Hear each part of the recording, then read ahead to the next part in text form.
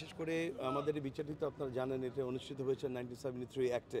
তো সেই অ্যাক্টের কোনো ধারায় এই ধরনের রিভিউ করার কোনো সুযোগ আছে কি না এটা আমাদের কনসাল লয়াররা দেখছেন। তারা দেখে আমাদের একটা মত দিলে আমরা সেইভাবে কাজ করি। যদি বিন্দু পরিমাণ সুযোগ থাকে নিশ্চয়ই আমরা রিভিউ করব। সাবেক আইনমন্ত্রী আনিসুল হক, তারপর হাসানুল হক ইনু, দীপুমণি, আব্দুর রাজ্জাক এখানে আসে নাই। আব্দুর রাজ্জাককে এখানে নিয়ে আসেনি, আন্তর্জাতিক অপরাধ ট্রাইব্যুনালের সামনে রয়েছে। বিচার কাজ ইতিমধ্যে শুরু হয়ে গেছে। আপনারা জানেন যে আওয়ামী লীগের সাবেক এমপি মন্ত্রী অর্থাৎ মোট 14 জনকে গতকাল নিউজ অনুযায়ী আজকে তাদেরকে আন্তর্জাতিক অপরাধ ট্রাইব্যুনালে ওঠানোর কথা। তো আব্দুর রাজ্জাক ছাড়া 13 জনকে আন্তর্জাতিক অপরাধ ট্রাইব্যুনালে ওঠানো হয়েছে, এমনটি কিন্তু আমরা জানতে পেরেছি যে ইতিমধ্যেই তারা ভিতরে রয়েছেন। 1 ঘন্টা আগে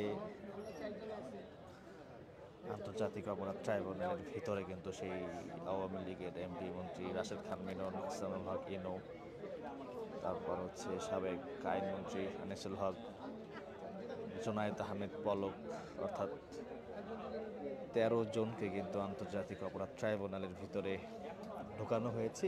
যতটুকু জানতে পেরেছি যে ইতিমধ্যে তাদের যে বিচার কাজ সেই বিচার কাজ শুরু হয়ে গেছে। আমি রয়েছি এই মুহূর্তে আন্তর্জাতিক অপরাধ ট্রাইব্যুনাল, এখানে রয়েছি।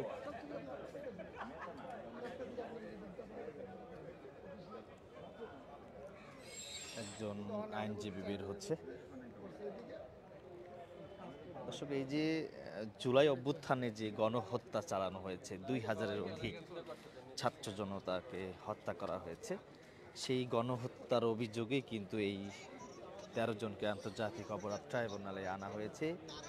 এবং এই প্রথম আন্তর্জাতিক অপরাধ ট্রাইব্যুনালে বিচার কাজ শুরু হয়েছে আওয়ামী লীগের সাবেক এমপি মন্ত্রীদের, এবং এখানে উপসচিব, স্বরাষ্ট্র উপসচিব জাহাঙ্গীর আলম, তিনিও এখানে রয়েছেন। অর্থাৎ মোট 13 জন কিন্তু ভিতরে রয়েছেন, তাদের বিচার কাজ শুরু হয়েছে এমনটি জানা গেছে। সম্ভবত এখান থেকে তাদেরকে কারাগারে প্রেরণ করবেন। তো এই মুহূর্তে আমি রয়েছি আন্তর্জাতিক অপরাধ ট্রাইব্যুনাল, এখান থেকে সর্বশেষ পরিস্থিতি আপনাদেরকে দেখানোর চেষ্টা করছি।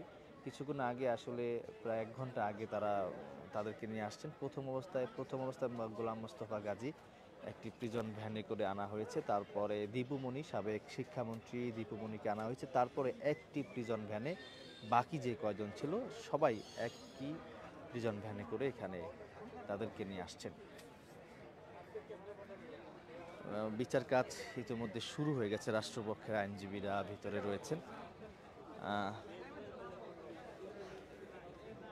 সম্ভবত এখান থেকে তাদেরকে কারাগারে পাঠাবেন। রয়েছি আন্তর্জাতিক অপরাধ ট্রাইব্যুনালের সামনে।